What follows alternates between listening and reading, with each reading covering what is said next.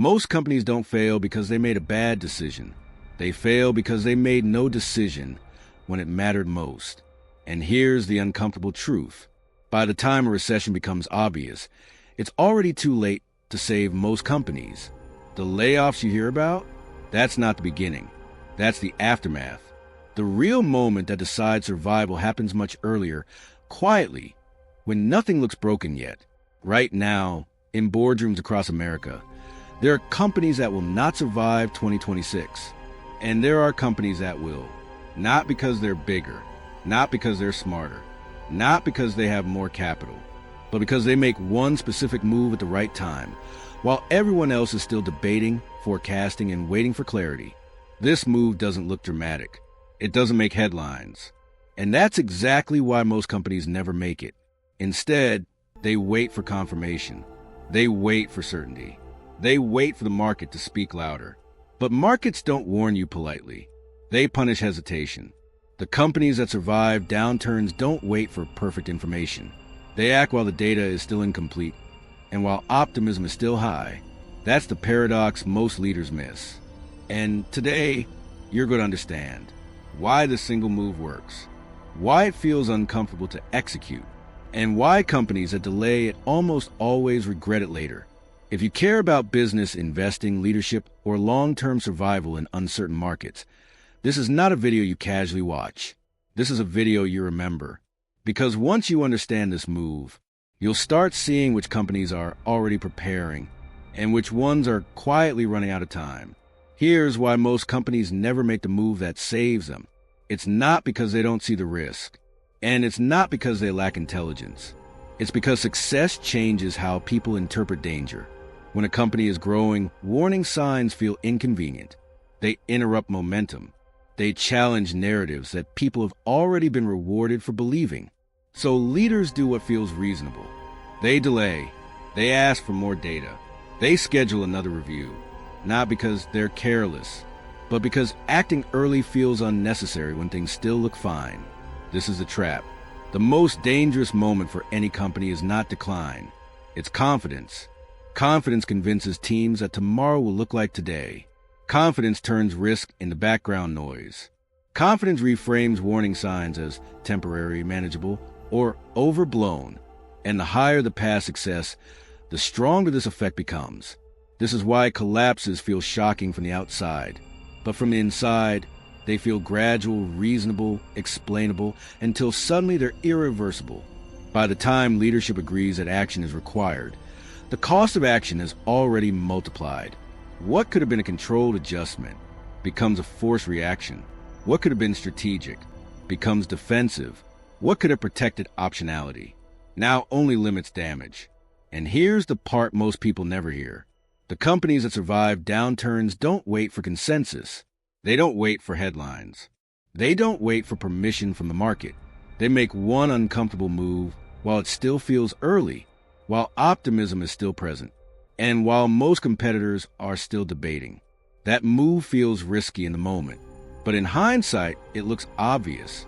And once you understand why this resistance exists, you'll also understand exactly when that move must be made. Now imagine two companies, same industry, same market conditions, similar size, similar access to capital. From the outside, they look identical. In early 2025, both are profitable, both are hiring, both are confident in their forecasts, both are being praised for strong fundamentals. But inside, something is different. Company A notices small inconsistencies in their numbers. Nothing dramatic. Margins tightening slightly. Decision cycles slowing. Forecasts requiring more assumptions to stay optimistic. Nothing that would alarm the market. Nothing that would make headlines. Company B sees the same signals and dismisses them. They call it noise. They call it temporary. They tell themselves every company faces this during growth. So they keep going. Company A pauses. Not publicly. Not dramatically. Quietly, they ask harder questions. They stress test assumptions instead of defending them. They prepare for outcomes they hope won't happen. Company B does the opposite. They double down on the story that's already working. They protect momentum. They avoid decisions that might slow growth or worry stakeholders. And here's the key difference. Company A accepts short-term discomfort. Company B protects short-term confidence. At first, nothing changes. Quarterly results still look fine. Headlines stay positive. Most people can't tell them apart. But under the surface, one company is buying itself time and flexibility. The other is quietly spending both. When conditions tighten, and they always do, Company A adjusts with control. Company B reacts with urgency. From the outside, it looks like one company was lucky, but luck had nothing to do with it. The outcome was decided much earlier, in a moment when acting still felt optional. This is why most collapses feel sudden, and why the companies that survive rarely look heroic at the time. They just look cautious. And in business, caution at the right moment is often the most aggressive move you can make. Here's what most people misunderstand about recessions. They don't begin with collapse.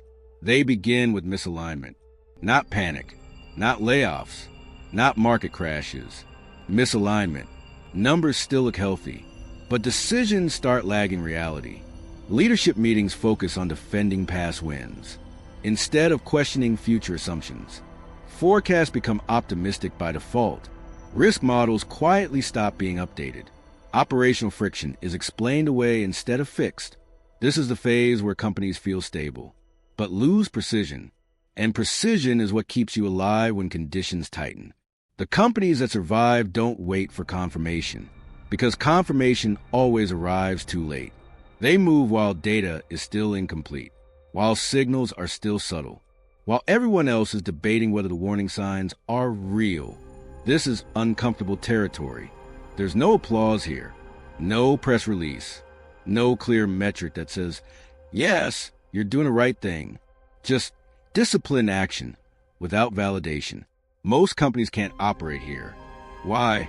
Because this is where leadership has to admit that past strategies may not protect future outcomes. And that admission feels dangerous. So instead, they wait for certainty. But certainty is a luxury of stable times. And recessions punish anyone who waits for it. This is where the gap opens. Not between smart companies and dumb ones, but between companies that act early and companies that need permission to act. The move that saves companies from recessions doesn't look bold in hindsight. It looks boring, unsexy, overcautious, which is exactly why so few make it, and why the ones who do walk out of recession stronger than they entered. At this stage, the difference between companies becomes structural, not emotional, not cultural, structural. The companies that survive don't just react differently. They reorganize how decisions are made before pressure forces them to. They stop optimizing for growth alone and start optimizing for resilience, flexibility, and speed. This is where most companies hesitate, because making this shift feels like admitting something uncomfortable, that the environment has changed, even if revenue hasn't yet. It means revisiting assumptions that once worked. It means questioning metrics that once felt reliable. It means preparing for outcomes that leadership hopes never arrive. And here's the key insight. This move doesn't reduce ambition. It protects it. Companies that make it early gain three advantages simultaneously. They gain time, because they're not forced into rush decisions later. They gain optionality, because they can choose paths instead of being trapped by them. And they gain control, because pressure no longer dictates strategy. Most companies never experience this phase. They stay committed to momentum. They preserve appearances. They delay uncomfortable adjustments. And by the time the environment demands change, their choices have already narrowed. This is why recessions don't just expose weak companies.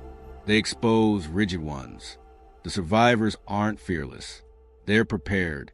They accept a temporary slowdown to avoid permanent damage.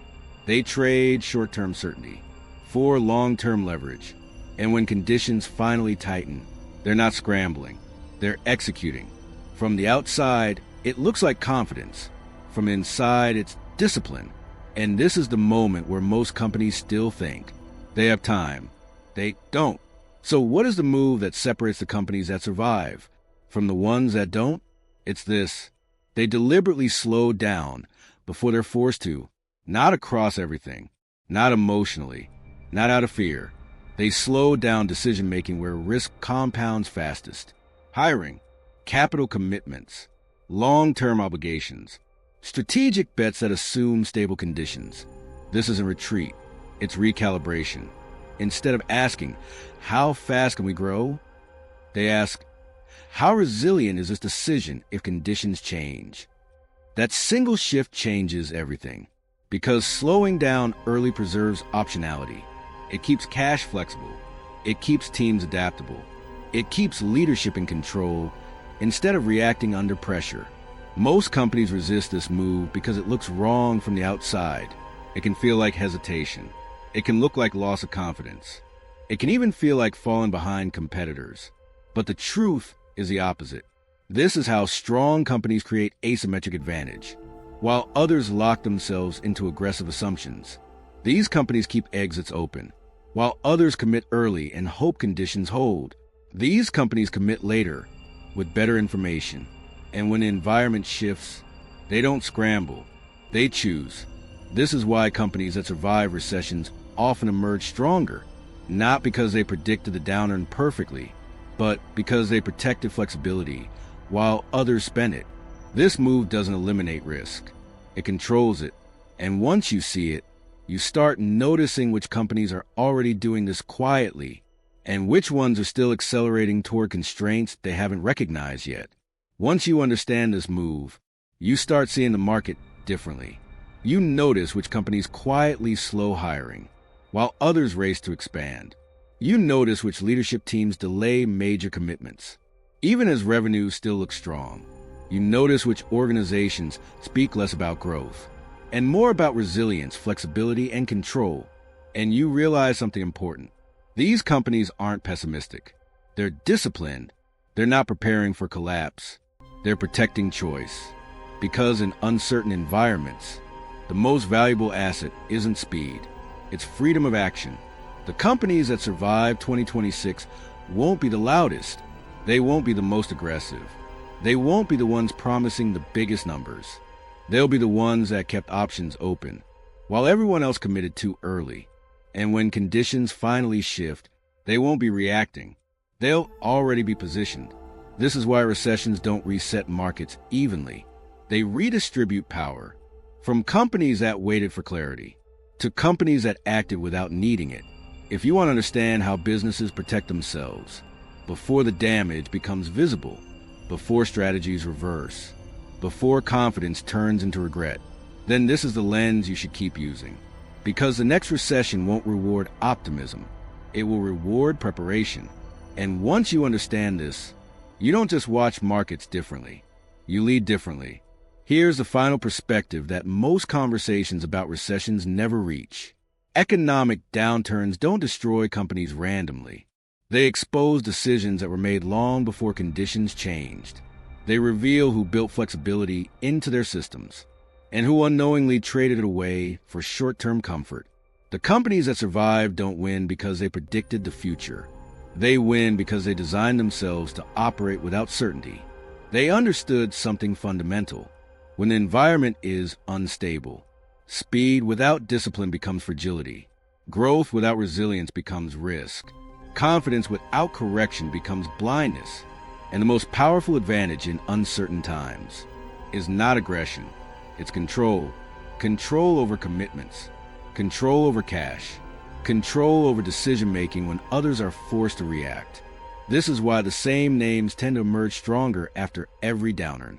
Not because they're lucky, not because they're protected, but because they consistently make decisions that preserve freedom of action before pressure arrives.